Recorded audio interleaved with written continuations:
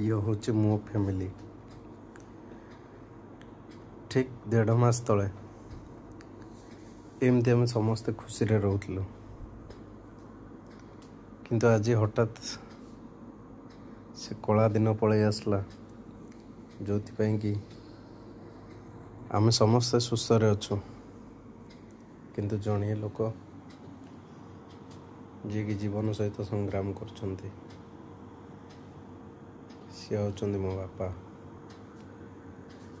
राति प्राय 2टा बजे को 10 मिनिट अच्छे, तथापि बापा आखिरे निद नहीं। केतेबेले मु तांको जगी बसुची तो केतेबेले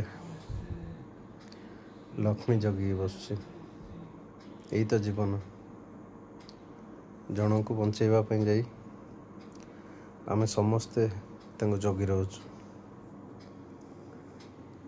भगवान करंतु जल्दी सुस्थ हो जातु, जिते शीघ्र हम से शीघ्र सुस्थ हो जातु।